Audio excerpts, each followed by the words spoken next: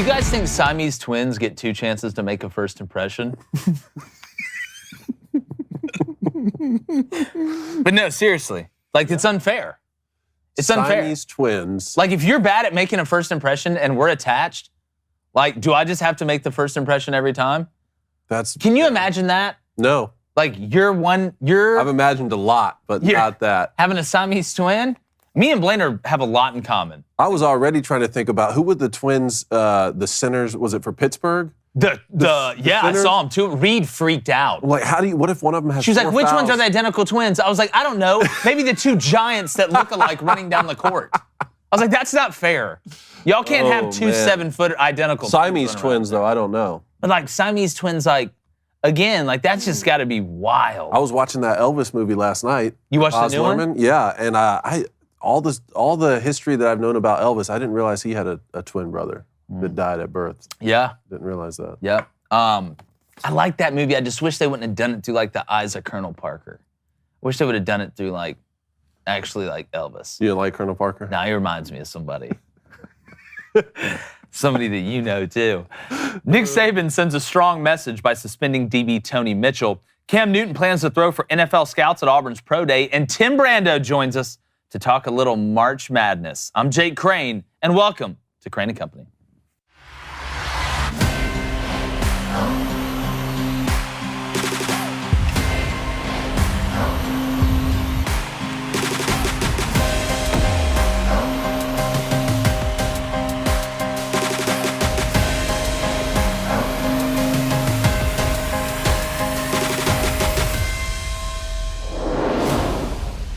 Now, before I opine on what Nick Saban said yesterday during a press conference, I want you guys to hear it too so we can be on the same page. Let's go ahead and play the clip.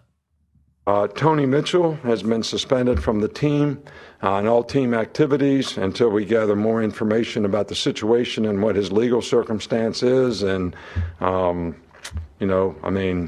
guys, everybody's got an opportunity to make choices and decisions. There's no such thing in being at the wrong place at the wrong time. You got to be responsible for who you're with, who you're around, and what you do, who you associate yourself with, and the situations that you put yourself in. So it is what it is, but there is, cause and effect when you make, choices and decisions that put you in bad situations.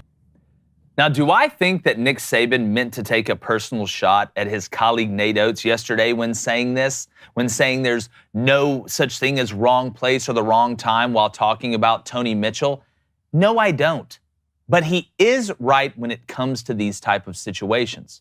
Now, this made headlines and memes everywhere since we know Bama's head basketball coach Nate Oates said that Brandon Miller was in the wrong place at the wrong time when speaking of the Jamea Harris case in Tuscaloosa. Now, Nick Saban is one of the most calculated people out there, and he typically doesn't say things that he doesn't mean or he doesn't know what pushback is coming. Now, some will say this was personal, but in my opinion, I believe Saban is going to say what he wants when he wants, because while Bama is making a run in hoops, Nick knows who the big dog really is. I don't think he could care less if it offends even those on the same payroll as him, because Nick Saban is singularly focused on one thing: creating a culture that wins. Everything he just said was correct, and that is how a press conference should be handled during turbulent times. You decide who you hang out with, when you hang out with them, and what you are doing. It's a life lesson that all of us have to learn, and for some of us, we learn too late.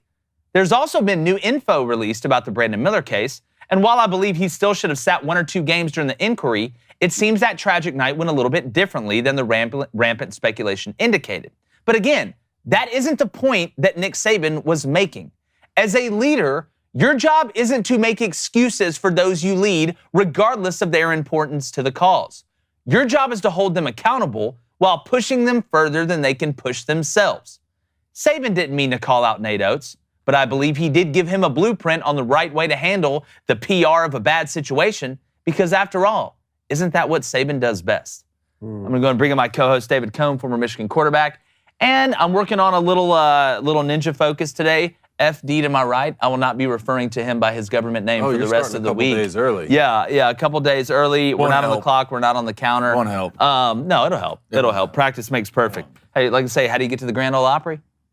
Practice. That's true. But David, looking at this situation, I get why people immediately assume that he was not taking a shot at Nate Oates, but putting his spin on the way he felt like the situation should be handled. I don't think Nick Saban is worried at all what Nate Oates is saying, what Nate Oates has said, or if Alabama's going to beat San Diego State. I don't think he could care less. Maybe the little bit he cares is he knows the better the basketball team does, the more it brings brand awareness to those football recruits out there. The more fun it is to take those football recruits to the basketball game when your team's good, game day's there and going nuts. But Nick Saban is a one-track-minded person, and that one track is to win. Build a culture that wins, a blueprint that wins, and everything he just said, in my opinion, was correct. And I think, even though it wasn't a direct shot or correlation to what Nate Oates said, I think Nate Oates can learn from this. Oh, yeah. I think for Nick Saban to use that exact phrase, there's no such thing as the wrong place at the wrong time, I interpret that as he is clearly sending a message. Now, I agree with you that I don't think it's personal. I don't think it's malicious. And I don't necessarily think he is speaking about the Brandon Miller situation. Yeah. I think he's sending a message about what Coach Nate Oates said about the Brandon Miller situation, right? That's why so much of this drama was really created, was because it seemed like at the time that Nate Oates was being a little bit flippant about the information, even though he wasn't aware of the information that had just come out in testimony. It was a crazy day that day, right? And it was just a couple of weeks ago. I think Nick Saban used this situation here to send a very strong message, almost like a big brother, little brother situation is how I thought of it. No, it's not personal, but yeah, this is how I am a steward of Alabama athletics, right? And I am going to be the leader here. This is how we're going to run our family. This is how we're going to operate, and no, there is no such thing as the wrong place at the wrong time. What I find interesting is what will happen now with Tony Mitchell moving forward. You know, like, will he be reinstated to the team? Was this just sort of the first incident that popped up for Coach Saban to be able to send this message? Because Alabama athletics has been under scrutiny for the last couple of weeks in a very negative way, while they have the number 1 overall seed in the basketball tournament and could possibly win the whole thing.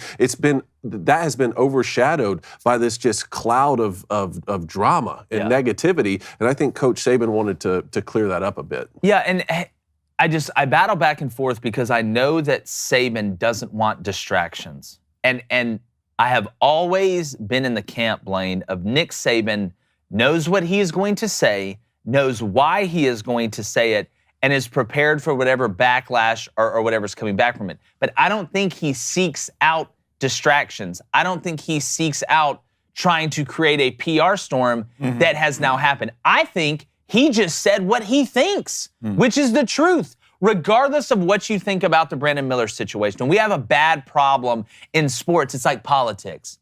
You can make yourself believe something if it's your team, right? So in politics all the time, if you're on the right, anything that the right does, you will justify it to death. If you're on the left, it's the exact same thing. We do that for our teams in sports too. Like that's a problem. It's hard to take yourself away from, what connects you to the team and say something bad about something you are very passionate about, whether that be sports or politics. Yeah. But Blaine, I know the man dodges distractions at all costs because distractions interrupt the routine. That is the process. That is the blueprint. What are your thoughts on it?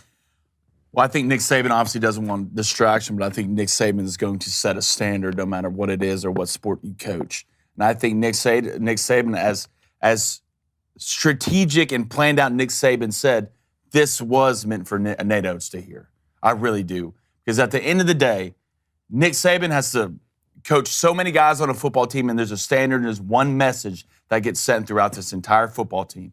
Let's not act like all these guys come from the best background either when you join a football team. It's a lot harder to wrangle in guys, the amount of guys you have on a football team, especially with the athletes they have, to set a standard that the team is more important than one person. Mm-hmm. And at the end of the day, that is what Nick Saban is about. The Brandon Miller situation, I think every fan base looks at it differently. I think if it was a Tennessee kid who did it, who's a lottery pick, I think Clay Travis would be out here defending him. If it was an Auburn kid who's a lottery pick, hell, I'd probably be out here trying to find ways to defend him too. But at the end of the day, Nick Saban's about the team and about the standard and the identity of a program. And he doesn't want stuff like this bleeding into anywhere close to this football team at all. So I think Nick Saban, I think it was a personal shot. No, I don't. I don't think Nick Saban's out here taking personal shots, but it's a subtle message to Nate Oates that a team's standard's a lot more important than a team just going having a great year, one-off year. Yeah, but again, I feel like this is something, if that was your goal, I think that's something you could do behind closed doors. I always ask myself this question when you get into these PR situations. What do you have to gain by it? What is the good that comes out of it? I look at this, and using that for, if he would have used any other phrase, this would not, I don't think this would nearly be the story it was. I agree with you 100%. What do you have to gain by doing this? Nothing. So now you're going to distract the Alabama basketball team who's in the Sweet 16 with this? And it's going to bleed over to your team? I have a hard time thinking that he went up to that podium saying, you know what? Nate Oates, I'm talking to you, Nate Oates. That's just, I have a hard time thinking Nick Saban, the ultimate architect, the guy that understands the full scope, not just schematically, but how to handle the press, how to handle the boosters, how to handle the fan base. Maybe I'm giving him too much credit. Maybe the best word there, full scope, because with that one phrase, with him being able to stand at the podium, suspend this kid by saying the exact phrase that Nate Oates used in a different situation, he was able to send a message on multiple fronts at the same time. Nate Oates could hear that and say, hey, this is how we operate at Tuscaloosa if you want to be like a championship head coach here. The outside world can hear that and say, hey, Alabama's come under all this scrutiny in the last few weeks, and who's the first person you think about when you think of Alabama athletics? It's Nick Saban. I want to show that I am above this, and this is not how we operate, even though this happened with a different sport here at the university. And he's also sending a message to his team. He's sending a message to your point, Blaine, there's 120 guys on a football team, right? There's not 20 guys like on a basketball team. There's 120 of you. No one is above following the rules. Now, I get it, spring practice. You're not headed, it's not a week away from a national championship or something. It's a little bit different situation. But being able to use that, I think he was able to, even if he is thinking in his mind, you know what, Nate Oates is going to hear this or not hear this or whatever, the outside world, I'm going to at least be able to defend Alabama athletics and set myself apart here as the leader of this program for the outside world. Yeah, and anybody who said that Nick Saban's just upset because Alabama basketball is getting all the pub, Look, Nick Saban's got more rings than the Olympics. People said that? Oh, yeah. I saw it all over social media. Because, everybody's attacking the man's got more rings than an Olympic logo. You think he cares about being in the Sweet 16? Come on, dude. My man walks a goat path every morning eating Little Debbie's and ham salads. Yeah, he might be bored of winning. Yeah, that's true. What did Trump say? You're going to be so tired of winning. So that's a good question there, because at my high school, we had a really good football coach and a good basketball coach. They both wanted the best athletes to play on their teams, and sometimes it got a little bit confrontational, I guess. Not publicly or anything, but in terms of like some guys weren't allowed to play basketball and some weren't allowed to play football or something. So do you think, I agree with you that that's laughable, that statement. But if given his choice, do you think Nick Saban wants the Alabama basketball team to go win the championship this year? Yes. I think so. I think it helps. Again, a rising tide lifts all ships. I agree with you. Yeah. I think so too. I mean, I don't think all of a sudden Alabama fans will be like, football, but like, if you say that to someone like, let's say, John Calipari, like, hey, would you want the Kentucky football team Obviously to go not. win the national championship? Well, hell, I meant the other way. Yeah. Well, John, Cal's got one ring, and he should thank the unibrow for that. But tell us in the comments, what do you think in the Booster Club chat? If you're not live in the comments, tell us, do you think that Nick Saban did that intentionally? Because I think there's different logical ways to look at it, and I'm fascinated to kind of find out, which is which. But before we do anything else, make sure you subscribe, hit that like button, turn that notification bell on. We're excited to get Tim Brando on. Going to be going to the Booster Club a lot. But before that, guys, something we don't talk about a lot on here: skincare. Skincare. All right. Why does great skincare and looking younger have to only be for the ladies? I want to be jacked and tan forever. All right. That's just that's how I live my life. And if you're struggling with those frown lines from a last place finish in your fantasy league, look, we've all been there. Well, most of you have. Or how about those under eye bags and dark circles from watching your team go into overtime last night? Or like Cone every morning after being a Michigan fan, poor guy. And let's not forget those dark spots, marks, and scars from years of playing sports when you were younger. We all got them if you went through the wars.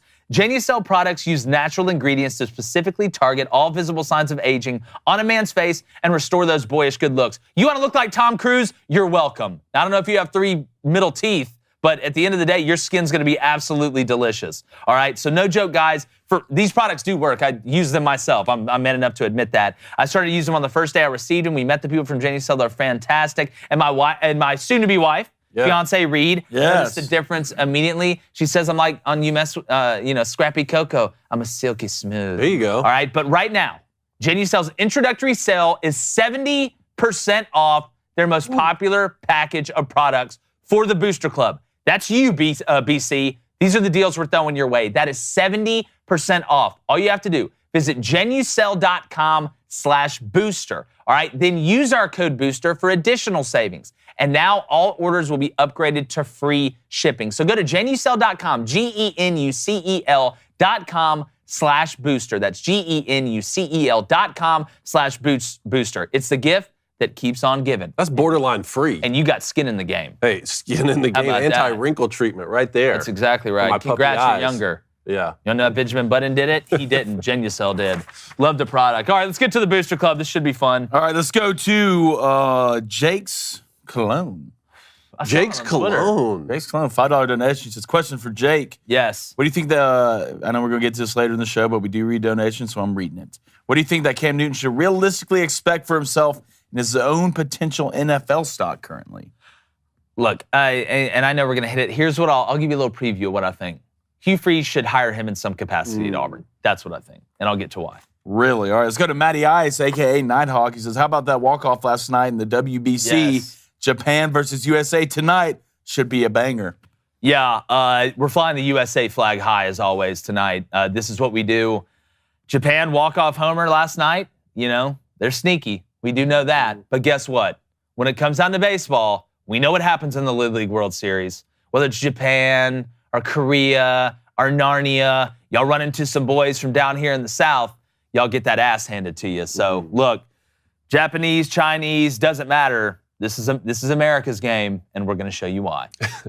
Let's go to Texas Ed. He wants to know, Saban could have said the same message 1,000 different ways. Yep. This was not a shot, but he did give a path that Nate Oates should learn to follow. The blueprint. He's the best at leaving the blueprint. The man. Also, are we not going to talk about the mustache here? Yep, let's go ahead and do this. The mustache. Explains Mustache's birthday today. Yep. That right there. The way to celebrate it is just to bring it back. I always say that I'm the true man of the people, which we know is real, but this is a real man of the people. This is a man of the people move. I think you may have just garnered it's like on 2K, when like you have a good game, you have like, what is it like, plus 3,000 fans. Ooh. I think you're at least plus 1,500 fans this morning. Been playing some 2K lately? Nah, man, I ain't played video games in a while. Well, outside of real life. All right, let's go to Travis Elrod. He's a Houston fan, so just hurt my heart, buddy. I appreciate it. Hashtag Ask Crane Company. Does Nick Saban have the ability to say these kind of things more than other coaches because of the amount of wins he has? Yes, it's called cachet, and he has all of it. There's very few things that Nick Saban can't go up to a podium and say. But again, when somebody like Nick Saban speaks, that, again, is one of the greatest, in my opinion, the greatest of all time at what he does in all aspects, you listen and you learn. When Gandalf talks, you listen. When Dumbledore talks, you listen. When Saban talks, you listen. Just how it is. True. All right, let's go to Mike RFF. It's a lifestyle, baby. He says, to me, I think he is trying to stay relevant while Alabama basketball is hot right now. Let's be honest, Alabama seasons wasn't up to Saban's expectations. If Saban was in year 3 or 4 and hadn't won anything, I'd agree with you. But when you've won this many times, I feel like it kind of puts you above that. Basketball, and I need everybody to pay attention to me when I say this. In the state of Alabama, basketball will never outweigh football. I don't care what you do. Just like in Kentucky, football will never outweigh basketball. At Indiana, it's the same thing. Football in Alabama is like water to the human body.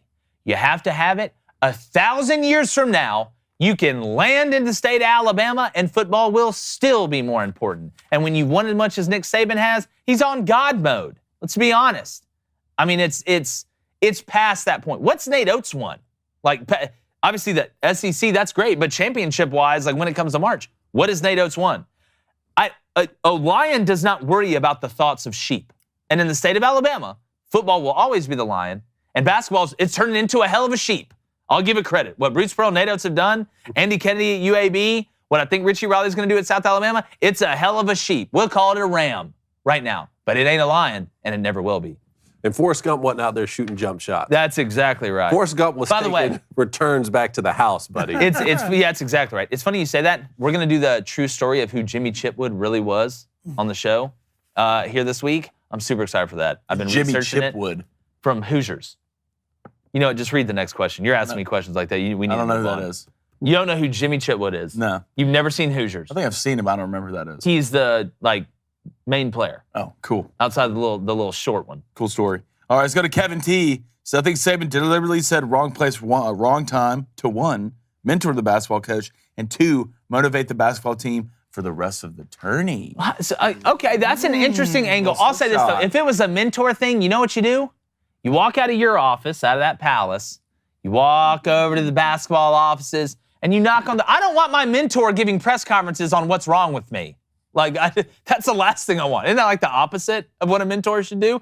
A mentor doesn't go to the podium and say, just wanted to call this press conference to let you guys know, Billy's still hooked on meth. We're trying to talk him out of it, but God, he loves it. Billy. God, let's go to Cone's Lawn Gnome.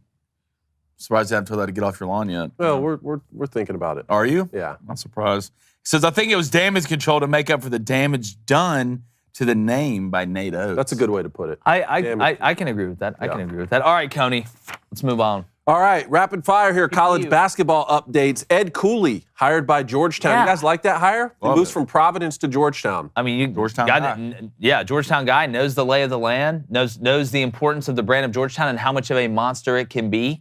I know some Providence people, we're a little bit shocked by this. I saw yesterday, but look, we talk about Mama calling, right? We talk about it all the time. But no, look, Georgetown, again, the Patrick Ewing saga just did not work. They had to part ways, as sad as that was with a legend at Georgetown like Patrick Ewing.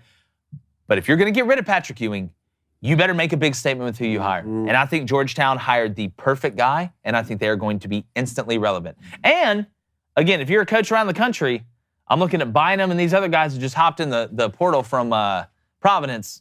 Come on over. Is Washington, D.C. the best area in the country to recruit for basketball? You can make the argument that the DMV is.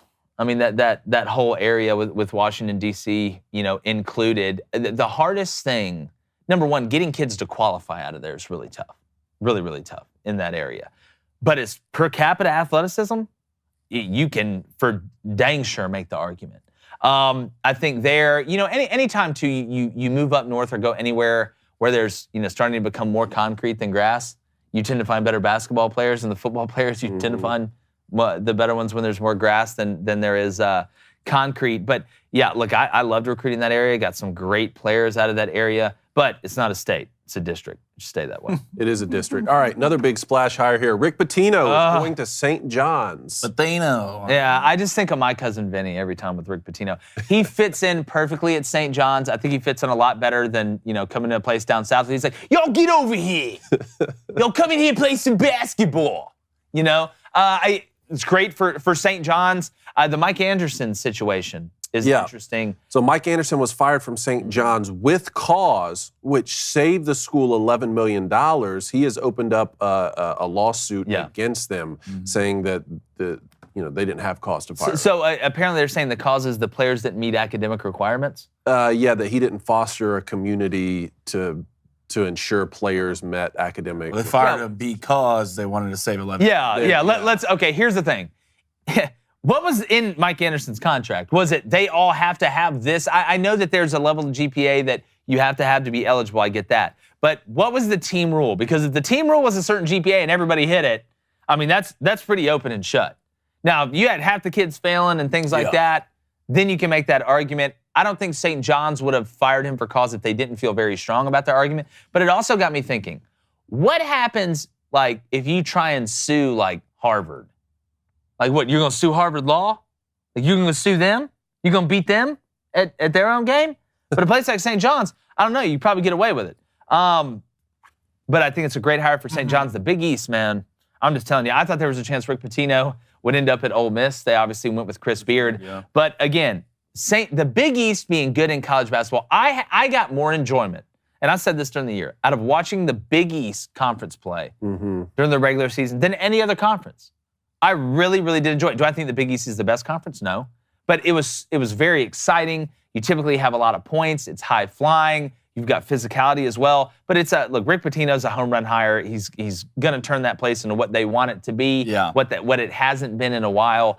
So I think those are two really good. All right, so here St. John's claimed Anderson was fired for failing to encourage athletes to meet academic standards, not properly supervising his assistants, and not doing his job in a way that reflected positively on St. John's University. Now, we had another situation similar to this with Kevin Ollie at UConn, who was also, I believe he was fired for cause. I think it was the same figure that they saved on that was $11 million. And on January 20, 2022, an arbitrator ruled that UConn improperly fired Ollie and ordered the university to pay him back. Yeah. So. Well, again, I ask myself this, and I know how the real world works. If St. John's was in the Sweet 16 right now and he still wasn't fostering a community of academic awareness or whatever, you think they're firing him? Let's be honest. He wasn't winning. He wasn't relevant in college basketball. That's why you fired him. Not because he didn't foster an environment or didn't have foster kids or drank Foster's beer. I don't know, it's Australian for beer. If you're winning, it cures everything. Hey, we'll get that GPA up. You can do it right after you make these free throws. So let's be real. Let's be honest. Saved you $11 million. Not saying it was a bad plan. But let's not act like you fired the guy because the grades weren't good. You fired that guy because the record wasn't good. It's a good hire, though. You really good hire? Yeah, I do. I think it's going to bring them NIL money and hopefully some money to fix their facilities because their facilities right now compared to the rest of the Big East, dog water. Yeah, St. John's just absolutely rolling in his grave right now. At the end of the day, look, even in basketball, there's a lot of differences in football and basketball. There's a lot of similarities, too. It's an arms race, buddy. You want the best recruits. You need NIL. You need facilities, and you need them now. I'm screaming it out a window on a bus. Yeah, well, if you don't have the facilities to compete, you're dead, all right? But before you're dead, we all know that talking about death's never a fun topic, all right? And typically something people try to avoid, right? I don't just walk around talking about it all the time. The reality is we're all going to die someday. And I don't mean to bring down the mood. I'm just keeping it real with you guys. It's my job, all right? And I cannot stress enough how important it is to write your will before it happens. You can let the people in the state take your stuff and let them make decisions with it. I guarantee you I know where it's going, the Ukraine, without a doubt. So if you want to keep your stuff, you need to get a will, and there is not a better company to do it than Epic Will. Because according to a recent poll, I think this will shock you, 62% of Americans do not have a will. 62%. Yeah. That's like being afraid your house is going to burn down and not having homeowners insurance, or being afraid of drowning but refusing to wear a life jacket. It just doesn't make sense, all right?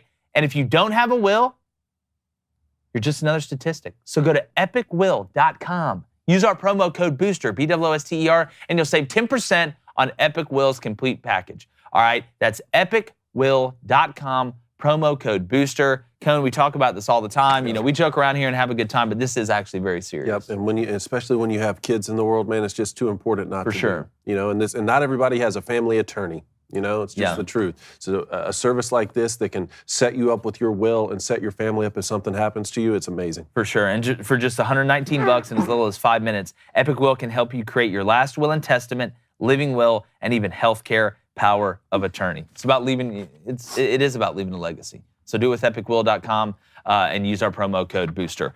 All right, Booster Club. We got Timmy B coming on here in approximately 15 human minutes. Let's stay in the Booster Club for a second, though. Let's go to Dan the Man with a $5 donation. He says, how about them Huskies? Y'all, what did you guys think of the game versus St. Mary's? And what are the keys for the Huskies to take this thing all the way? And you kind of my Elite Eight. And again, it's been a little bit nerve-wracking so far. It hasn't been the easiest for you kind of get by, even though they pulled away from St. Mary's there late. But when you look at all the pieces you have to win a championship, UConn has those. They have guards that can score, whether that's on the drive or whether that's on the perimeter. They have Sonogo. and the hometown Bristol, the big white tree they got. For some reason, I can never remember his last name, but it's a really good 1-2 punch. And they can win in multiple ways. I say this all the time. Whenever we're talking about any sport, badminton, football, hockey, tulip picking, it doesn't matter. The teams that survive and advance are the teams that can win in multiple ways. Why is that? Because every game doesn't always go the same. Every game always doesn't go how you want it. It's not always at the pace you want it. Things don't happen the way you always want them to. So it's not just about being able to adjust, all right, schematically. It's about having the ability to do different things in important times to win the game. And I think UConn has all that. I love Coach Hurley, the passion that he coaches with. I think UConn is a physical team, which you have to have. So look, would it shock me if UConn won the whole thing? No, it wouldn't, because you have all the pieces. And that's what it takes to get to this point. So you had UConn beating Kansas? Yes, I had. I've got it pulled up right here. I had UConn losing to Kansas in the Elite Eight. That's what I had. In the Sweet 16. In the Sweet 16. Yeah, that's right. In the Sweet 16. Yeah, I'm sorry, I'm losing. Donovan Clingan, too. That's what you're thinking about that. Yeah. Gotcha. Because I had Kansas beating UConn and moving on. Gotcha. Okay. Yep. Yeah, that's what I had as well, but I agree with you. I would not be surprised if UConn wins this whole thing. You could make an argument that they've been the most impressive team in the tournament so far in the way that Sonogo has taken off and dominated. One thing that still scares me a little bit, and this is why I didn't have them going farther when I filled out my bracket, is these offenses that run through their big, that run through their center.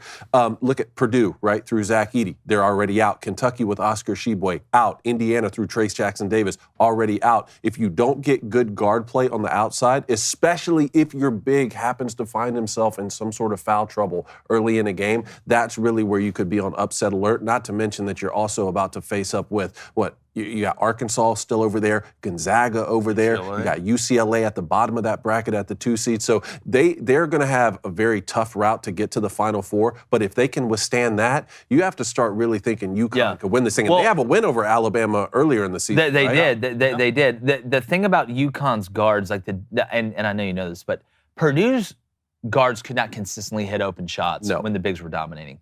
UConn has guys that can fill it up from the perimeter. And it's not just one guy, it's multiple guys. But the way I parallel it to football, because that seems to make things easier for some people, it's like when you have an elite run game, you've got to hit open wide receivers when you get your chance on play action to hit those big plays. That's what a three-pointer is in basketball with a team that plays inside out like you're talking about through the center.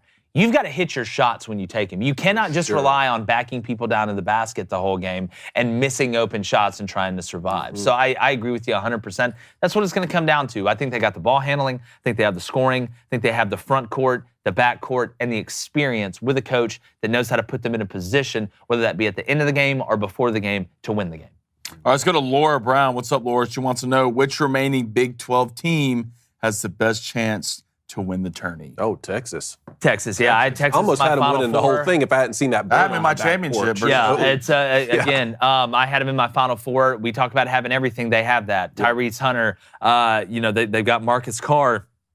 Dessou from Vanderbilt is just basically impossible to guard when he's cooking. I mean, when you're that big and you're that athletic, you got to go up against a guy that's just exactly like you for him to be able to guard you. In this Midwest region now, too, I mean, it's really getting fun here, guys. You got Texas, Xavier. You got a healthier Miami team than we thought. Houston team that's just figuring it out, figuring a way to still win despite some. Yeah, well, you want to know how to get healthy in the NCAA tournament?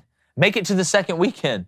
You got a whole week to rest. That's true. And then if you do that again, you get a whole another week. So you get healthier as you go, as opposed to the other way around. All right, Nick Hargrove says, usually watch on the DW app. First time on YouTube. I'm in the trust tree. Welcome to it, Nick. Yes. There we go. Safe here. Hey, you're right under this wing right here. Show him, Blaine. Show him where right he here. is. You're right here. Right Nice Speaking and of safe. that, Nice and safe. Yeah, I want to read got something. over there?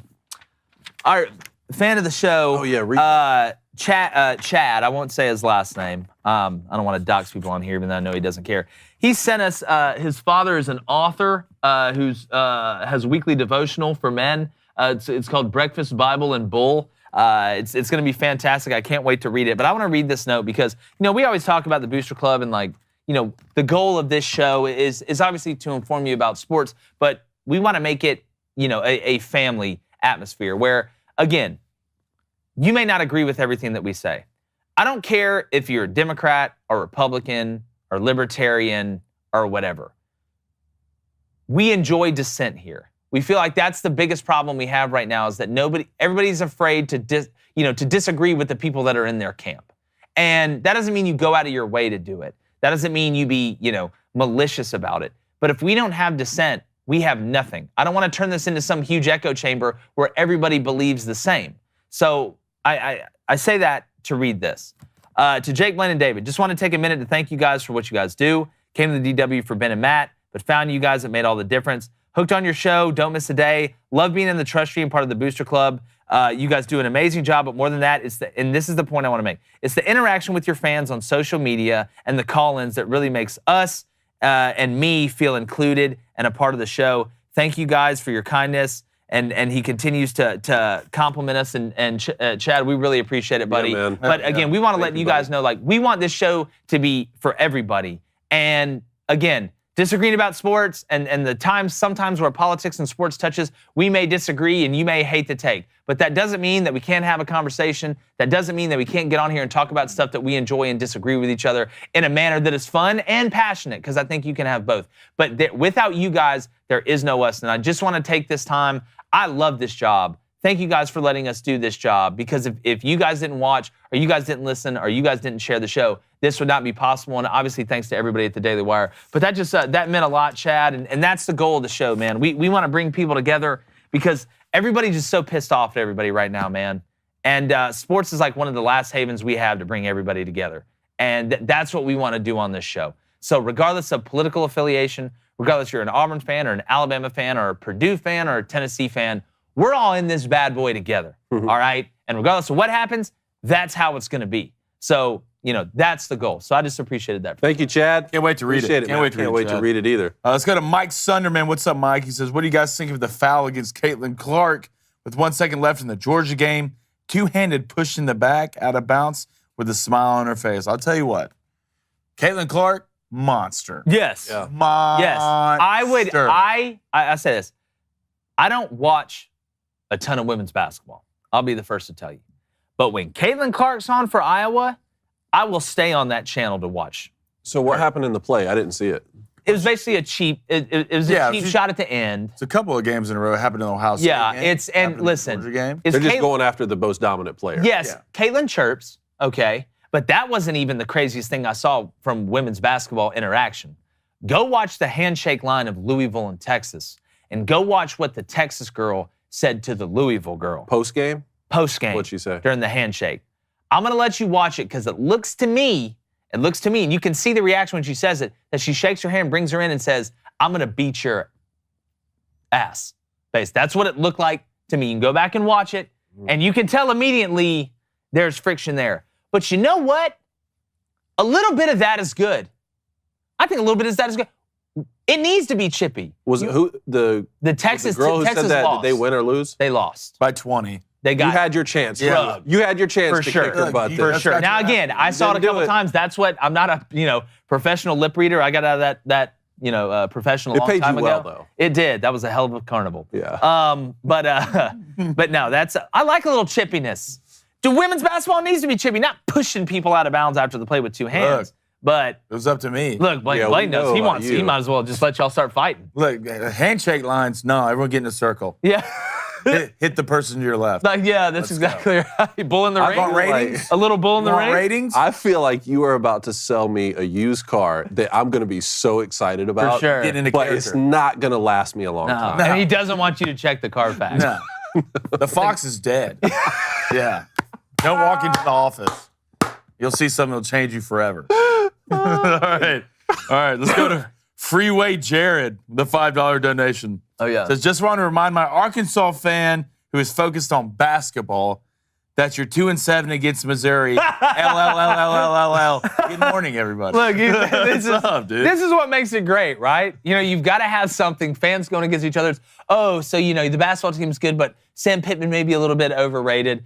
again, this is what makes it great, what makes it fun. And I'm sure Arkansas fans right now are saying, well, who does Missouri play this weekend? I have one more story here that broke to this morning before we get Tim Brando on. So Joe Kennedy, the Christian high school football coach who was fired for praying on the field in Washington State, has accepted a $1.7 million settlement from the school district and has been reinstated. Wow, he prayed and got paid. That's some good news. This is great news. If you didn't see the story, again, he was fired because he was praying after games, which, again, nobody is forcing. It wasn't like he was like, all right, you have to, I don't care if you're Islamic, whatever, you got to come pray the prayer I want you to pray. No. He said, if you want to pray after the games, we'll pray after the games. And he got fired for it. Now, could you imagine a Muslim getting fired for praying after a game? No, you would never have seen. Can you imagine a Buddhist getting fired for praying? No. It's Christianity. It's this attack on Christianity because they feel like we'll take it.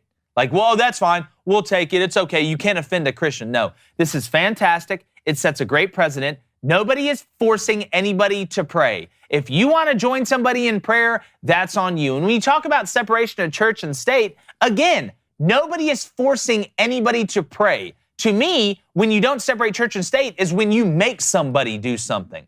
All right, that's because of one cause. That isn't what this is. If you want to pray, then pray. You shouldn't be fired for it. I mean, it's amazing. The same people who want this guy fired are the same teachers who sit here and try and indoctrinate 8-year-olds to make them think they're something they're not. It's just the most hypocritical thing I've ever seen in my life. So this is a great precedent set. I'm glad to see this happen. We hope to get Joe Kennedy on the show. Well, it took 8 years because this happened back in 2015. 8 but years. better late than never. Did you guys say the Lord's Prayer in the locker room before you went out during football games? We did. Every game, right? We did, yeah. And I went to a public school and everybody wanted to. Pretty standard. I mean, we prayed before and after the game. Yeah. Right? And if you didn't want to pray, nobody forced you to. I never nobody felt like locked you were being the forced doors. to do that. Saying the Lord's Prayer before, like, it was the last thing we did as a team in the locker room with the lights off before we ran out on the field.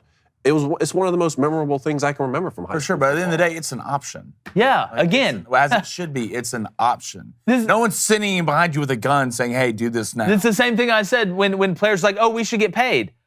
Okay, I believe if you get, if you're in commercials and stuff like that, like Bryce Young in Fansville, yeah, but nobody's forcing you to play. What does Kenny Powers say on Eastbound and Down? You remember when he's sitting on the sports sesh show? And it's the one former player who's like, you know what, man? It's more about the connection with the city. It's not about the money. And he looks at him and they're like, well, why didn't you play for free, dog? Like, it's just the truth. Yeah. Like, it's the truth. I love it. So when we were at Michigan, that's how it was handled a little bit more is like, obviously, it's a 7-day-a-week situation playing high-level college football. But the nights before games on Friday nights, they would have like a service if you were Christian, a service if you were Catholic, a service. And then you could just go if you wanted to. They had that available, and no one was forced you. So it makes this country great. Yep. Right? Let's go to Tyler Jarvis. He says, might have a future 7-footer. What? A 7-foot Islander down here at my local high school. Just turned 17, and he's about 6'6", 6'7", 280. Really? Okay, Can he pass that? We're watching your career with great Is interest. he like warm weather and good-looking women? Like, there's a place at Auburn that, look, they need a guy to pass that right now. Can we send the owl out to him? Yeah, send the owl. Louder. Put the Let's go to Rolly season. The $2 donation. Some hurts. I disagree with Blaine's mustache. Can we talk about it? Not today. Can it disagree with Blaine's mustache? We're not talking about what it does he today. mean he disagrees with? I don't know. I don't know. If that Can he means specify exactly. what he... I don't know what you mean. You already sold him a lemon. You already sold that guy a lemon, didn't Yeah, you? look, we're not talking about the day. It's his birthday today. Yeah. All right. He wanted me to shame you for like 3 minutes, but since I was going to do that, I was going to roast you like Michael Scott on The Office. But since you rocked the mustache this morning, I'm just going to keep it steady. Yeah, I saw in the chat. I had to do it. Let's go to Extreme Taco Cannon. Well, that sounds phenomenal. Extreme Taco. Blaine giving off strong 1980s middle school PE teacher vibes. For sure. This look today. Love to see it. Doesn't Blaine look like he just got out of the police academy? He's going to pull you over for going I just wanted to 68 get and some of those 65? glasses. Oh, yeah. I want to pull you over and say, hey, why aren't you going fast enough? Yeah. You're supposed to be speeding here, sir. You got any drugs? You got any drugs in the car? No, why not? Loser. Blaine would be the worst cop ever. Hey, you keep getting older, but those girls stay Blaine the is, same age. yes, don't they? Blaine is like one of the cops off that Russell Crowe movie that's like involved in all the American Gangster. American Gangster. Yeah. That's exactly right. I'm not who turns that money in? I'm keeping it. Are you crazy? Let's go to Revco 250. What's up, Rev? He Revco. says, given returning quarterbacks, you predicted that the Pac-12 will be the second best behind the SEC next year. Yup. But who are 3, 4, and 5 in your opinion? Hashtag call signs. Special K. I got a story for y'all. Oh my! No, we got it. Yeah, we'll tell that at the end of the day. Yeah. It's not the Special K you're thinking of. No, no. It's different. He said, who do I think is going to be 3, 4, and 5? Correct. Man, you know, I got to put the Big Ten 3, which that could change because the Big Ten, again, I think was the second best conference last year. You do think they were the second best conference last year? Okay. Conference last year. I would say SEC, Pac-12, Big Ten. Since Texas know you're in there, still give me the Big 12 and then the ACC. Mm-hmm. Because again, like Sam Hartman's gone from Wake. Yeah. Miami hasn't shown anything. But he went to Notre Dame. He went to kind of wants to be in the ACC. Okay, like look, just because you hang out on the lawn doesn't mean you're in the house. Get off that lawn. You get off the lawn while you're at it. Those tulips aren't cheap.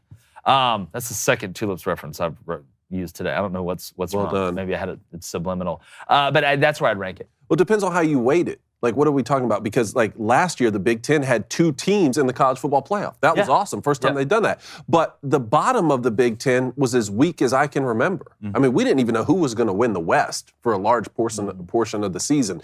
When you look at the talent returning for the Pac-12 at the quarterback position, like that, they're going to make a splash. Well, that's what I said. It's consistent play throughout the entirety of the conference. Is this the last hurrah for the Pac-12, though, before the Titanic sinks? Like I don't know. The last flare gun shot in the air? I don't know. We thought the same thing about the Big 12, and all of a sudden they piece some deals together, and they look strong, and they look really strong in basketball. You know? Well, if you're the Pac-12, you're hoping, man, if we could get a playoff team in there with another Heisman winner and keep getting that brand awareness up and up and up. Washington and Oregon. What do Washington and Oregon do? That's what I want to see with USC and UCLA both leaving to go to the Big Ten. What do those 2 schools If they go, it's over. If they go, I think it is over. All right, let's go to Ross Clifton. What's up, Ross? Because my wife and I are going to be in the Nashville the next month for the Luke Combs concert. Nice. That'll be going. I need some places to eat. I need suggestions, and also my call sign is Raging Cougar. Nice. So we are going to display this wall soon. All right, and we are putting everybody's call sign on there. So when you call in, all right, we'll say your name, then you give us the call sign. There's some great ones already, and if it's taken, it's taken. You got to come up with a better one. So I know we're working on that list right now. All right, after saying that, I totally forgot what you just said. What restaurants? Listen, this is pretty simple. Edley's Barbecue, fantastic. And in that same area, I'm going to say this right now, okay? And I'm talking about restaurant, not homemade food. Okay. All right. When it comes down to going to eat somewhere, there is not anything better than the pork belly taco from Bar Taco. I will die on that hill. I will go to war for that. That is how good it is. And guess what's like Pringles? Once you pop, the fun don't stop. If you can just eat one of those, you're a psychopath. You want to know how to find all the serial killers out there? Find me somebody that can eat one pork belly glazed taco from Bar Taco, and we'll find them. That and people who run in collared shirts. I think I had 6 last time. Dude, I mean, again. Sorry. At Bar Taco? Yeah. You keep count? No. The pork bellies. Oh, just I had a couple oyster. The pork belly's good, but I really enjoyed the duck. The duck was good. The duck was really good. Get out. And I usually don't like duck outside. You usually kind of duck is mid. Outside, like outside other places. Duck is absolute mid. You go eat duck other places. The taste isn't always great, but they season that thing well. I'm pretty sure I was up there. And another good place is, I like a good meat and 3. All right, you go to Arnold's Country Kitchen, brother. Meat and 3? Woo, brother. Praise the Lord, brother. Brother. Good day. Like I walked out there grittying. Speaking about, we got our brother on the line, Tim Brando, the Hall of Famer. I was waiting until he took his drink to put him on camera. Timmy B, what's up, man? I'm wonderful. Did you guys ever do things when you were, before you got married or whatever you decided to do with your personal life, when you were on dates, especially if you were with a group of people on dates and you had some guys that were with you and you decided just to be obnoxious and embarrass the hell out of your squeeze at dinner by going with something a little bit nuts, like Garçon takes you to your seat. Here comes the waitress, and they say, "Well, what would you like, sir?" And you go, "I believe I would like If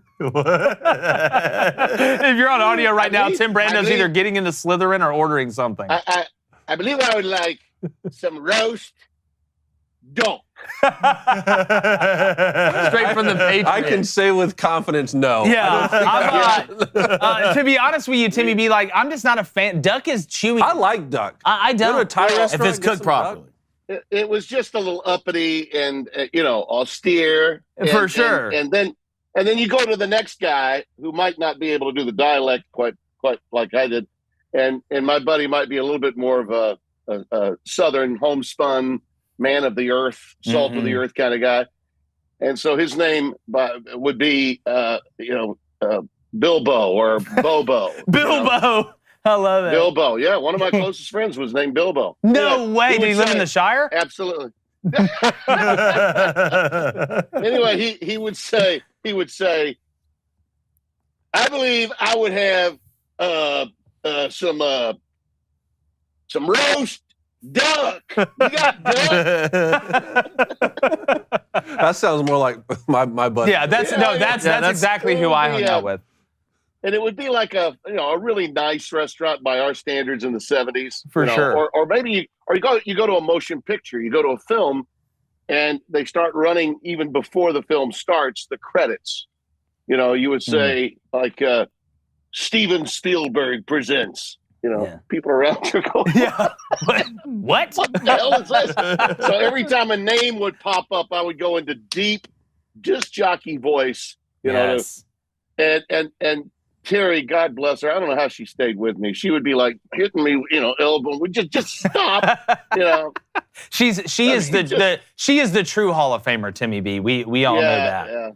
Yeah. She's got a halo. We just dumb things to embarrass. That's how you find out if your significant other will last. Yes, is by doing those kinds of things before she says I do. I feel like I passed that test with Reed. Yeah, you did, Darby, and I'm sure Blaine will with. Whoever he's hanging out. And now I have to take a blow-up doll to dinner. Yeah. So if you have Cone's got to take a blow-up doll out for a nice dinner. And then never call her again. And I'm never playing fantasy football again. No more fantasy football ever. You're playing next year, David. I'm doing all this to divert. I'm saying all this to divert attention from the F paper that was my bracket.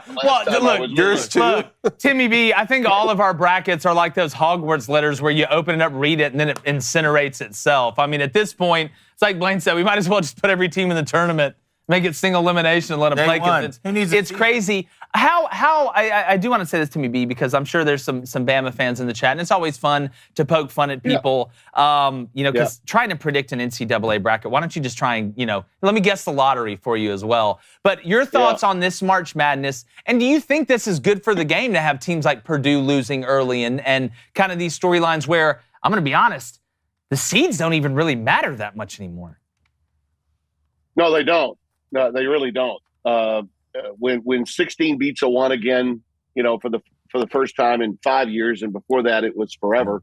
Okay, I do think to some extent the postscript on Fairleigh Dickinson was a little bit unfair to Maryland, Baltimore County. Let's not forget they blew out Virginia. Yeah, I mean, with 15 minutes left, the game was over. It was that big of a blowout. Fairleigh Dickinson at least was taken to the wire by Purdue, so we'll give them a little bit of a nod to say, hey, it happens. But the numbers next to the name, I've been telling this to people for a long, long time, really doesn't mean as much as the matchups. You got to go within it. But what does happen, and I'll never forget, Billy Packer used to say this, God rest his soul, at every one of our seminars before the NCAA tournament. He would say, we got a group of people in here that love and care about college basketball in ways that no one could ever really define. Mm-hmm. And yet every year at this time, with all of that passion and all of the knowledge we have, we're reminded of how much we really don't know. Yeah. When you've got 350 teams, almost always it's been twice as many college basketball teams at the D1 level than football. Mm-hmm. And it's impossible to see all these teams. I mean, it is. And then the storylines of all the teams leading up to it are unique. And tournament basketball, for anybody that grew up in high school or junior high, middle school, going to tournaments and seeing some of the same teams week after week, play you and see how they would evolve. It's much more of a tournament game than a regular season game, and I think we know that. And that really starts at the conference tournament level. You start seeing those upsets and the evolution of these teams come to fruition once we get to the so-called second season. I call this really the third season. You can absolutely turn your entire year around with one good game, and then it'll see it carry over. It's much more a game of momentum than football is a game of momentum. Mm-hmm. Yeah, and I always say this because, I think about it from the sports betting angle, because that's what you're doing when you're betting on games. You're obviously projecting what's going to happen using your analysis and what you remember. But it seems to me in sports like basketball and baseball, or any sport where one person can win you a game. Because let's face it, one person can win you a game in basketball. Oh, yeah. LeBron James go win you a game. You can go out and Jacob deGrom can go out and throw a 9-inning perfect game, and your team scores one run on an error and win you the game. In football, one person cannot win you the game. Therefore, for me, it's easier to project, and that's why I don't think you see nearly as many upsets like an FDU beating a Purdue in the football realm, because so much more has to go right when 11 people have to do the correct thing, as opposed to one person going to take over. So I agree with you 100%. I do want to. Go ahead. I do want to mention this. When I went to see Pistol Pete Maravich play as a freshman in 1967, I was 11 years old. And I had been going to high school games all the time. Kid that lived across the street from me was a state all-state guard at Fair Park High School, which won the state championship that year. And I'm 7 years old when I'm watching that happen. So move ahead to 67. My uncle Perry Brando lives down in Baton Rouge, was a public relations guy for Exxon. And he called my dad and he said, Hub, you need to get Tim down here with my son Greg. He is my cousin, was the headmaster for a long time at Brother Martin and later at Catholic High in Baton Rouge. And you need to see this kid play. So my dad took me down there. They're playing Auburn, and I can't remember the exact numbers, but it was the freshman game, and I think LSU won the game 72-69, and Pistol Pete had like 55 of the 79. With no three-pointer. 72 points. With no three-pointer. Yeah, with no three-pointer. And so the game ends, the place is packed, right? The old John M. Parker Agriculture Center. The place is packed, and after the freshman game, everybody's leaving. Now, remember, freshmen only became eligible in 72. So I didn't know that. I'm 11 years old. So when you went to high school games as a kid, there was always the B team or the junior varsity game. And then the really good players on the B team or the JV team, they would come out to play in the varsity game. May not play much, but, they're in the layup line, right? So everybody's leaving. I looked up at my uncle and I said, where's everybody going? He said, the king has left the building. And I didn't know. I'm like, he's not coming out for the next game. And he said, no, Tim, they can't play. I was like, oh God. That is so, I understood. That's so crazy. Like thinking about that now, like not letting, when you have guys like, Caleb Williams in football, we see all these freshmen. Brandon Miller there at Alabama. It's just such a brand new world to think back on that. I can't even imagine what it would be like for freshmen not to be able to play. Well, no one player did more to win a game for a team than Pete Maravich did. For sure. Just getting that team to the NIT quarterfinals to play Dean the Dream Meminger and Marquette was a Herculean task for him at that time. So that's why I brought it up. Yeah, no, it's fantastic. Well, I'm going to get in these matchups, Timmy B. I'm going to start in the South region over here. Alabama and San Diego State. Now, I said this at the beginning of the tournament, and I think you were on when we talked about it. I feel like the teams that will give Alabama trouble are not the teams that want to run, are not the teams that want to turn it into a Globetrotters game. It's the teams that want to play stall ball, get it down low, eat the clock, and be physical for 40 minutes. That's who San Diego State is to me. And I will also say, and Patrick Young from the SEC Network agreed, whenever there's a matchup of paces where one team is fast and one team is slow, it seems like it's easier for the slower team to get the other team to play their pace. Alabama has won rock fights. I've seen them win games in the 60s. They can win in multiple ways. That and their depth is why they're the most dangerous. How do you feel about this matchup for Alabama? It is, I think, from a matchup standpoint, the one that would concern you most, I think, if you're Nate Oates, no doubt about it. That team does defend You just look at their numbers. But they are athletic. I don't know. The key for San Diego State will be what can they do if they, in fact, choose to milk the clock in the last 10 seconds, because you've got to have guys that are confident with the ball when you're up against the shot clock. You can hold it for 20 seconds and initiate your offense with under 10 on the clock, but how efficient will you be at that? Okay. There are only a few teams that are good at that. I will tell you the team that, in my mind, has 5 guys on the floor that you can trust with the clock winding down is the team that might be playing them in the next round, and that's Creighton. Yeah. You know, Creighton moves the ball fast, and they move the ball so fast that defenders can't catch up to the ball a lot of times. And with Ryan Nembhard running the point and feeling good, you know, Creighton in the last few years has been without him. This is the first tournament that Ryan Nembhard has gotten to play in, and he was massive, you know, in their most recent win. And, you know, a career high 30, I think it was, that he had in his last game. So San Diego State could make things difficult for a period of time. Yes, they are a better defensive team than Creighton, no doubt. But I think that when you're trying to run clock, you know, Creighton can do it a little bit the way Villanova did it. If you go back and look at those Villanova teams that won national championships for Jay Wright, they made good use of every possession, points per possession, PPP. And you hear football offensive coordinators talking about that now when the spread came into play, but it's been that way in basketball for quite some time. This is not going to be a runaway for Alabama, but there's no doubt they're the best team left. For sure. And how they handle this next stage, guys, is going to be an issue. I'm still seeing some of the propagandas out there. Yeah, I don't doubt that Miller is the best player left and that Alabama is the best team left. But the road is not going to be as easy as maybe a lot of people think. Yeah. If they get there, they will have earned it.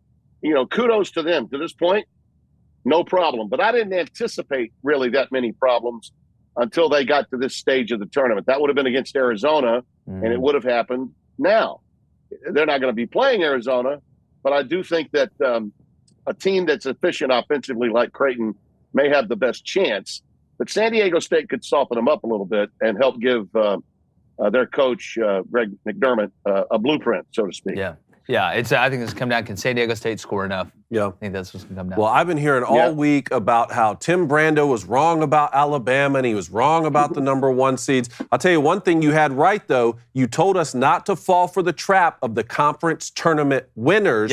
When we fill out our brackets. I'm sitting here looking, Duke, ACC champ, out. Marquette, out. Purdue, out. Arizona, out. We got, I mean, who else is in here that won a conference tournament that's already out? It's incredible. And now, you look, Kansas won the Big 12 regular season. They're out as well, even though Texas won the tournament. So, you know, as we move forward, it's going to be interesting to see if we could get that Alabama-Texas matchup in the championship. I wanted to focus on Pistol Pete Maravich, though, real quick while you brought him up, because it seems like his scoring record, is going to remain intact. The CBI is not going to invite Detroit Mercy to the tournament, where Antoine Davis fell 3 points shy of breaking Pete Maravich's record. And he said, you know, quote, "I'm upset about it. I feel like I got cheated out of something." But, you know, Tim, Pete Maravich had 3 years at LSU. This kid's had 5. There was no 3-point line. There was no shot clock. What are your thoughts on Pete Maravich's record standing now? Well, I'm glad it did, because you would have had, in my mind, an asterisk next to that kid. And it's not his fault. It's just reality. Different eras, different circumstances. And one guy that was a game changer, he altered the way the game was played at a time in college basketball when you saw a lot of zones and a lot of, you know, a slower game. You know, he sped up what was a slower game. There were games being played in the ACC where they were holding the ball. Yeah. You know, go back and look at the history of Everett Case's masterminding of the ACC tournament and those games that wound up being played with a final score of 9-6. You know, I mean, we're not far. You know, when Pete was playing, we were not far removed from that happening. It was still going on in the college game. There was no better offensive player in the history of basketball, not just college basketball, but basketball, than Pete Maravich. Yeah, well, it seems to me, why don't we seal those records? Like whenever a big rule is changed, like we're like, all right, we're going to have a 3-point shot now. So all the records before this are sealed. They are record holders. This is a new era. That's like saying, all right, well, we're going to start using aluminum bats in Major League Baseball, but we're going to still say the home run record is what you're using with wooden bats. I think it's a great point. And hey, in women's basketball, okay, if you want to, look at the history of the game, and maybe some of you have watched Southern Hoops by now, the documentary, and they've done a nice job of covering the women's game as well, which I think is justified. But NCAA didn't start keeping records of women's basketball until they became an NCAA sport, and that wasn't until 1982. Wow. It was the AIAW prior to that time, and it was schools like when people start talking about the history of women's basketball now, I sometimes just I laugh because they don't go back to Our Lady of Immaculata. They don't go back to Old Dominion, Louisiana Tech under Leon Barmore. They don't go back to Delta State and some of the great teams that played then in the 60s and 70s. Track that to some extent when you're talking about the history of women's basketball. It's only been around at the NCAA level for 40 years. Yeah.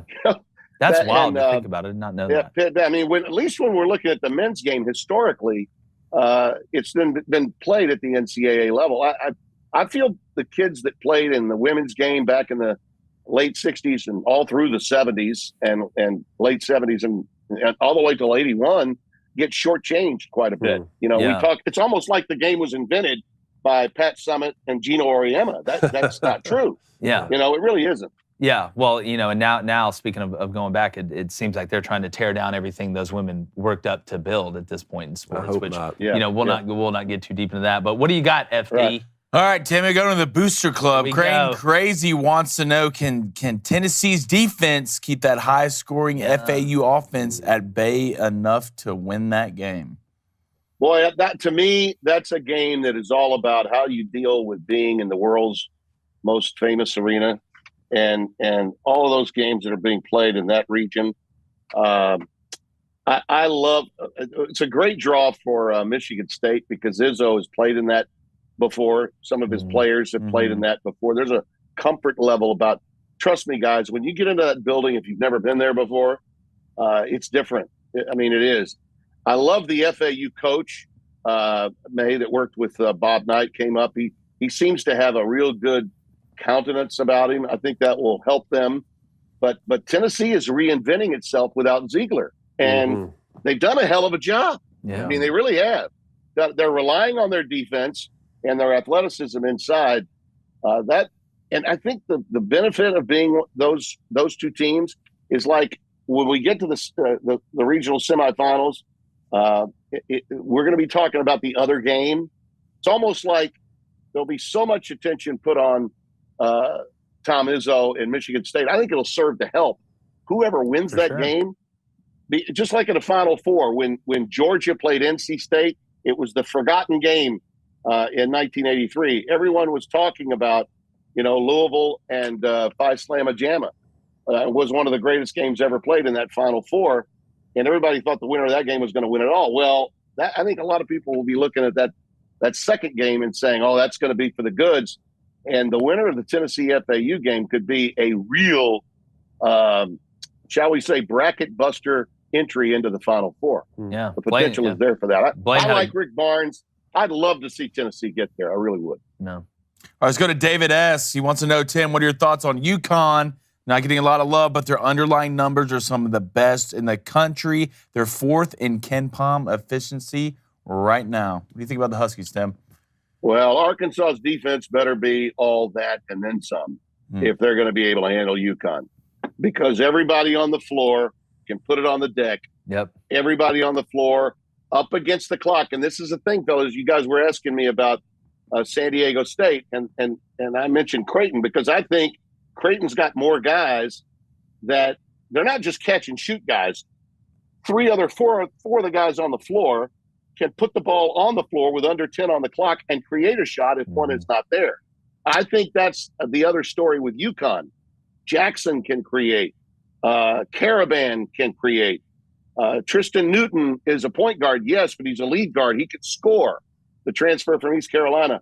And without question, Jordan Hawkins is the best offensive player on the floor. He's nice. He's cold. I mean, he will be, after Miller, the next player out of college in the backcourt, that I think the NBA will pick up. They are salivating at the thought of having him at the next level. I think as much as I like Arkansas, and I know Musselman is a outstanding coach this time of year, he's sort of, if Tom Izzo is Mr. March, Musselman in the SEC is becoming mini Mr. March. to have the kind of season that he had, up and down, the up and down season that he has, have all those fans going after. And, those fans in Arkansas expect to be great in college basketball. I love that about them.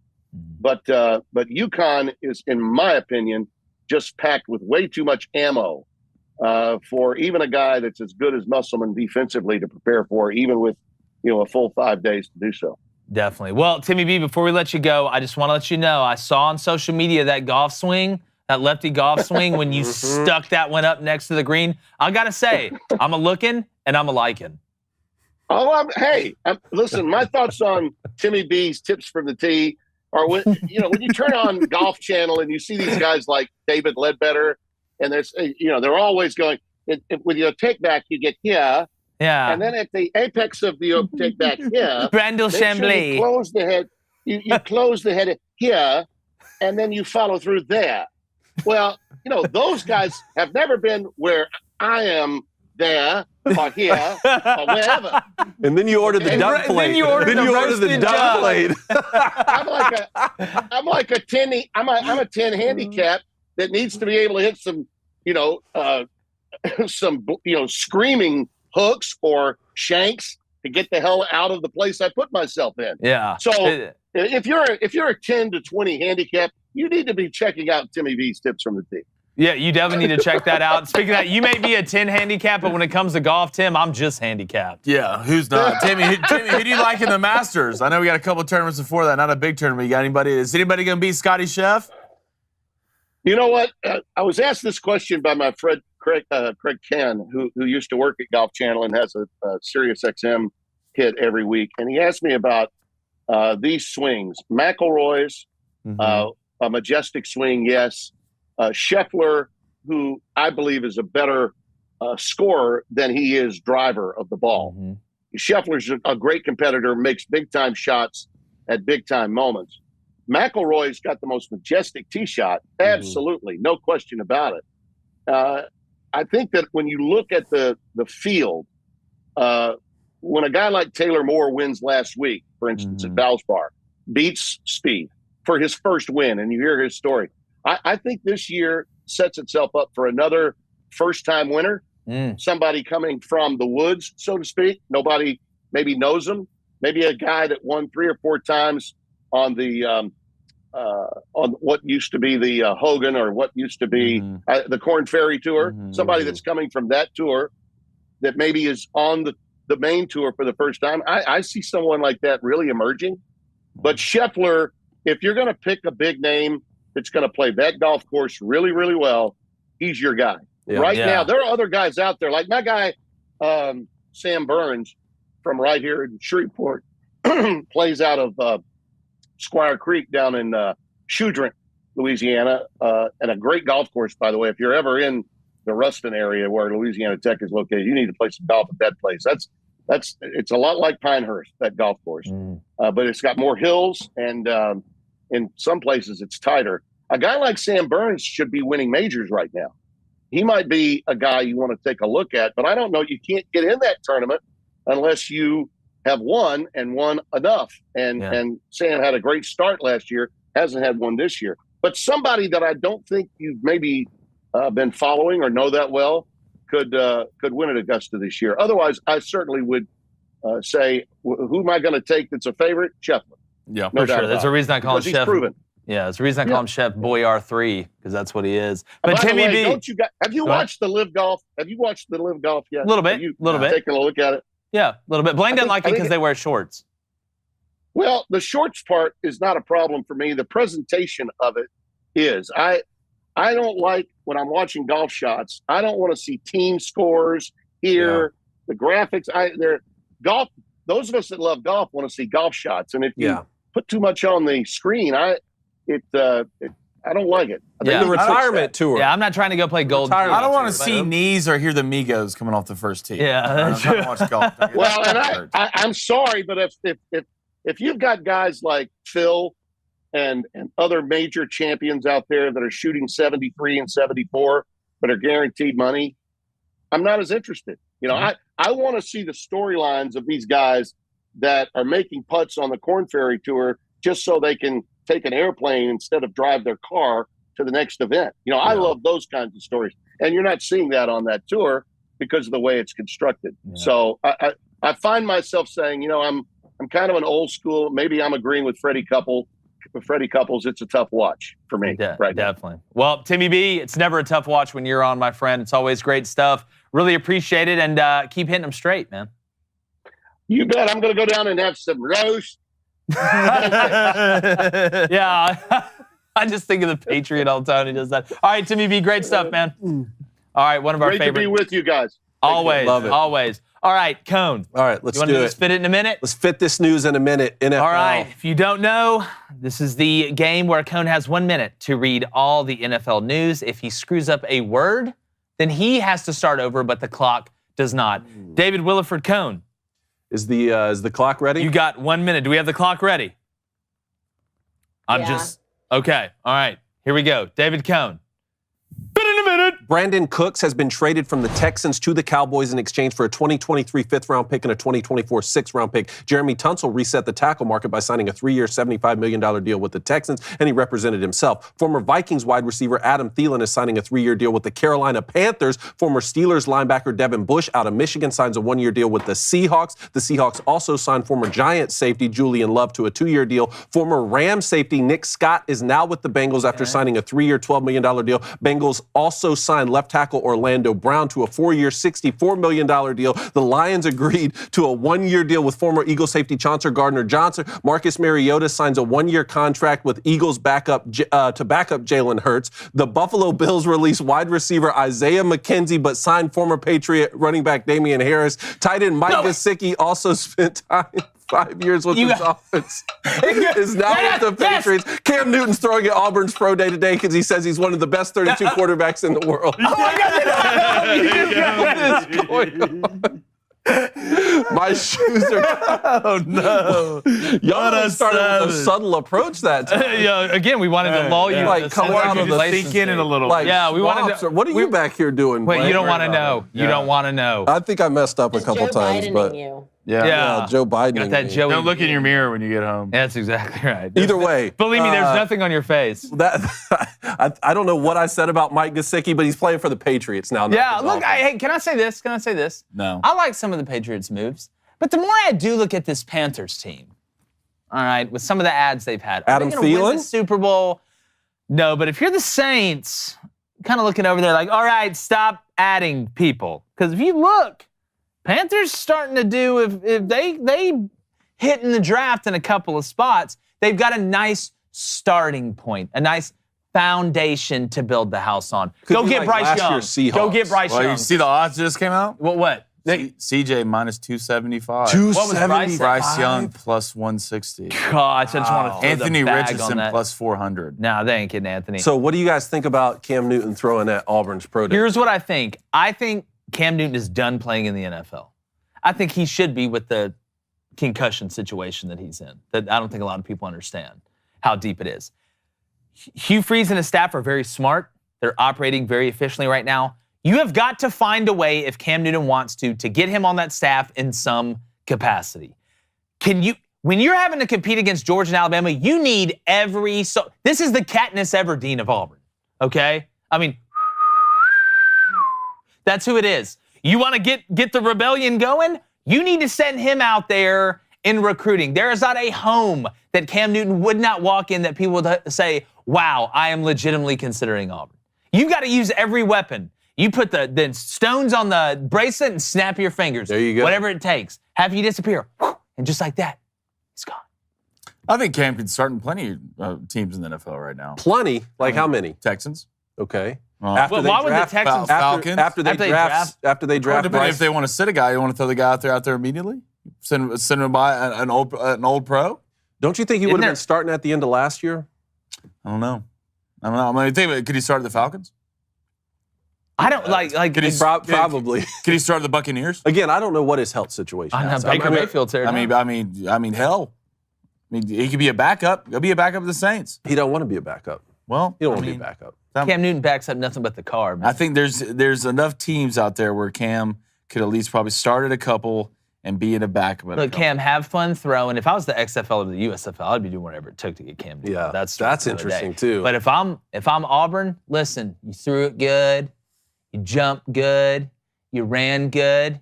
Now you just come over here and you sit down in the staff meeting and let Mama brush your hair. Like, for instance, last season when Tua went down with the Dolphins, and Teddy Bridgewater went down, if Cam Newton could have played in the NFL last year, they would have certainly called him. Right? I agree. That's my whole point. I don't think if they want Cam Newton, like you want Cam Newton to be good, if like you want him on your team to be good, I don't think they're out there like, nah. But Cam, I think this injury situation is a little bit deeper than what people really understand at the surface level. Okay, we'll go to the Booster Club. Yep. Go to Cody, W equals V. What's up, Cody? Says, where do you think Stafford is going to end up? I think he's going to end up at We the talked about this yesterday, guys. Yeah, I mean, He might stay. Yeah. You want to be part of a rebuild? While you're in the starting to get in the back half. What if the rebuild is career? 1 year? If they told him, hey, we're going to burn it down one time? Well, it sounds like from management there, the main pillars are Stafford, Aaron Donald, and Cooper Kupp. Now that Sean McVay has stayed. You want me to tell you where he should go? Up north? 49ers? No, they're rivals. Rivals? Cowboys. The Cowboys were serious about winning a Super Bowl. They would find a way to send Dak to the Rams for Matt Stafford. You want to win one? Dak's not winning one. I'm sorry. You can get as mad as you want and cry and scream and all this stuff. You tried to turn Dak into a pocket passer. That's not him, buddy. He's a lot more Jalen Hurts than he is Joe Montana, and you don't use him right. And you're not going to use him right, and now it's too late. So enjoy getting maybe even to the not even the Super Bowl, the championship game. You're not winning a Super Bowl with Dak Prescott at quarterback. Like, again, I've said that since they started turning him into a pocket passer. You don't put a square peg in a round hole. And that's what the Cowboys done at quarterback. I think the Rams really think they can win another Super Bowl with Stafford. They went in 19, right, and lost when they had Jared Goff. They made this big trade for him. They won the Super Bowl last season, won 4 games this year when they're having to rotate 15 different offensive linemen in throughout the season. I don't think they're going to win the Super Bowl this upcoming season, but then next year would be 3 years again. I think if they can keep Aaron Donald and Cooper Kupp and Matt Stafford together with Sean McVay as the head coach, they think if they draft well enough, they could win the Super Bowl next season. Just like back. One thing with me is this: like Aaron Donald said he might retire after they won the Super Bowl. That is true, right? You don't know how much time Aaron Donald has left. If Aaron still wants to play, all right. I know he has a great relationship with Sean McVay and all that, but I am shopping Aaron Donald. If you want to rebuild, I've been saying that. If you want to rebuild, right? What if he doesn't agree? What if he's like, if you try and trade me, I'm just going to retire? Okay, well, I mean, then you're kind of in a tough spot. They may already know that. All right, but if he does want to play, it's your chance to shop somebody. One, Cooper Kupp has got to stay healthy. He's got to stay healthy. There's another he had 2 huge injuries again coming. He was on my fantasy team. But the things you can get for Aaron Donald right now, you can put Aaron Donald like, hey, Aaron, look, you want to win a Super Bowl? Like, we're not good enough right now, right? Send him somewhere to where he can go there and win immediately, and you get those first-round picks. Thank you, Detroit. That's where it is. I've been saying this for 2 weeks. You got the 6th pick. The Rams are rebuilding. Aaron Donald, 2-3-year deal. The Lions right now just got Chauncey Gardner-Johnson. Go get Aaron Donald, pair him with Aiden Hutchinson on the defensive line, and the Lions can win a Super Bowl. They could win a Super Bowl next year if they did that. But I don't know if they will. You give them the 6th pick. Rams trying to rebuild, right? You need some wood, all right? You need some concrete. You know all that stuff. How about we give you the 6th pick? And if you're going to shop Aaron, it's a tough. Shop Stafford. It's a tough. Well, at that point they would. It's a tough sell to tell a guy in Los Angeles to go to Detroit when the Lions haven't won a Super Bowl. Well, he could. Like they're to more. Quote, he could go I to agree. Flint. I'm bullish on the Lions too, Hey, but I'm not. I'm saying I don't know if Aaron Donald is. What about the Chargers? That would be an easier sell, wouldn't it? 49ers. Good on the street. Already- Don't you put Aaron Donald on the 49ers with her? I'm No, putting a that's not future fair. bet. I'm putting everything I have on the It's like when 49ers. David Stern was like, "No, you can't do that trade." with Chris Paul, he's like, "No, Chris you're Paul not and the doing that. Lakers. You're not building Team USA." The Niners put Aaron Donald on that defensive line. You couldn't block them on social media. But I'm going to the board. All right, this has been a tough last 3 days for me from a betting standpoint. As you can see, my record on the board I put as "kill me." Do you want your song? Yeah, please. Okay. Thanks. Oh, somebody kill me, please. All right, and on that Feel note, that later. we're going to the board. Brought to you by DraftKings. Use code BOOSTER for some great deals. Here's what I got tonight. Charlotte and Oklahoma State. Parlay it together. Who the hell knows? Plus 138. I'd probably fade me. And then I've got to make up for units. All right, like the apartment building burned down. So give me Charlotte and Radford under 127.5. Eastern Kentucky, Southern Utah over 157. And North Texas and Oklahoma State over 124. They say if two great defenses are playing, take the over. Two great offenses are playing, take the under. So we shall see. David. I'm going hockey again, and I will catch Baby Cone. He is not going to run away with this month. I'm going to take the Lightning and the Capitals in a two-game parlay, money line each. That's minus 108. And then give me the Bruins and the Panthers. Same situation, two-game parlay here, money line plus 112. All right, great day yesterday, guys. Went 0-2. Super stoked about that. So today, this one, I'm taking USA money line right. USA? against the Japanese. You know why? Because I'm an American. All right, Trey Turner's just dropping tanks Yes. right now. He's like, they're not out there for money. Right? They're out there for the love of the country. All right? And do we like Japan? Except Shohei? Shohei, love you. Yeah. Everybody else? No. Well, we do now. We used to not like. Now we don't like China. They're just like traded places. Yeah, I mean, I'm not a huge fan of them, to be honest. All right, give me the Kings at home against the Celtics. Home dog, plus 6.5. Kings are hot right now. De'Aaron Fox, another great player coming out of Kentucky. What did they win, Jay? Nothing. Nothing, but he's playing great right now. I'm telling you, the Kings are what the Grizzlies are trying to be. Yeah. Kings got that dog in them. They got that. They're not scared of anybody. There's just a bunch of young guys running around who don't know what's happening. They're just out there playing. They don't know the Kings used to be bad. They don't know they're supposed to be bad at basketball. exactly. They're like, Yeah. nah, we're really good. Yeah. No, we Malik Monk, watched De'Aaron Fox, I believe. We watched the film. We're good. Baby Cone got on fire. 35 and 28 on the month. Somebody get the fire hydrant. He's gonna release the Kraken tonight, taking a money line at plus 140, and then the Las Vegas Golden Knights, which I still can't believe they picked that nickname. It makes no sense. He's taking them money line at minus 140. I would bet with Baby Cone. That's what I would do if I was you. I'm gonna come back and win. Look, I'm going for gold. Speaking of the WBC, I'm going for gold, everybody. And I'm also going to walk this way, Aerosmith style. All right, Booster Club, what's up? Okay, we got 4 minutes here. Let's go to Travis Elrod. Any thoughts about the Cuban catcher defecting to the U.S. after yesterday's game? It's a great decision. What did you go back to Cuba? You're going to let me in? Hell, Yasiel Puig floated over here on a raft made of Pepsi cans. This Remember guy that? had it Like easy. in the middle of the night, they brought Yasiel Puig over. Yeah. They're like, hey, guess what? We got him. Like, let's see him. He's like running out there, like stealing third base across the border. Like, it just, look. I mean, I feel like you should immigrate legally, okay? But if you're going to do it illegally, be great at catcher. or What sports. team do we feel like we were missing from that group for Cam? What team? That he could start on right now? That he could start on. Titans? The Titans. I knew you would say the Titans. Cam Newton. This is what Crane Crazy CBA 12 says. Could y'all imagine Cam and Derrick Henry in the same backfield? Speaking of Siamese twins, just tape them together and go Hey, forward. we met Vrabel yesterday. Vrabel's on a Daily Wire Kids show Yeah. He is. coming out soon. I hope Mikey V. We got to get him on our show. hope I'm allowed to say that. I don't know. Yeah. A blow dart hits David in the Yeah. neck. He's like, all right. Yeah, don't worry. We'll debrief you after the show. Okay. It's cool to me. Yeah, here, just walk in this room with the lights off. Cody is W wants to know when Baby Cone wins, does that mean he will be on set next month for Victory Speech? Has to be. I mean, he's Look, to that age he is now. starting Is he to ready? talk. How many words He's is he starting to getting talk out back. nowadays? Is he ready for camera? He's got about half a dozen, maybe 10 words, you know.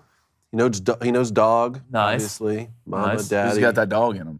Yeah. That's No. why. We got to know underdog or, overdog, as Kevin Hart says.